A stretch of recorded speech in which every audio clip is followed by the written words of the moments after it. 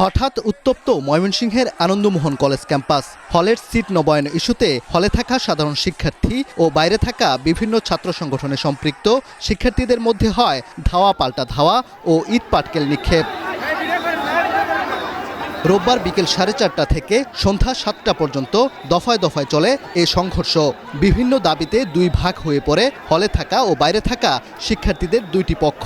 হলের স্টিয়ারিং কমিটির সঙ্গে মিটিংয়ে বসাকে কেন্দ্র করে দ্বন্দ্বে জড়ায় পক্ষ দুটি। এক পর্যায়ে সেটি রূপ নেয় সংঘর্ষে। মিটিংটা লম্বা হচ্ছে, এটা নিয়ে একটা দ্বন্দ্ব তৈরি হয়, একটা ইগো প্রবলেম আর কি। পরে সেনাবাহিনী ও পুলিশ এসে নিয়ন্ত্রণে নেয় পরিস্থিতি। সংঘর্ষে আহত হন উভয় পক্ষের অন্তত 10 জন। এ ঘটনায় দুটি পক্ষই একে অপরকে দোষারোপ করেছে। হল থেকে একটা গ্রুপ এসে তারা প্রিন্সিপাল স্যারের রুমের সামনে এসে অবস্থান করে এবং এখান থেকে তারা উচ্চবাচ্য করে।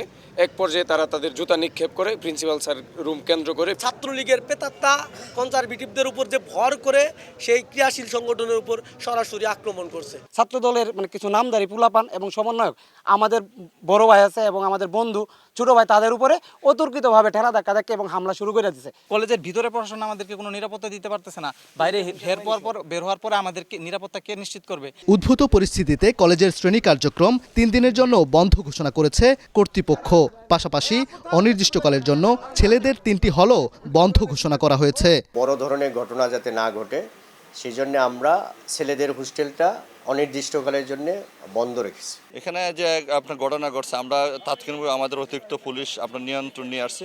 হলে থাকা ছাত্রদের সোমবার সকাল 8টার মধ্যে হল ত্যাগ করতে নির্দেশ দিয়েছে কলেজ কর্তৃপক্ষ। ওবায়দুল হক, সময় সংবাদ, ময়মনসিংহ।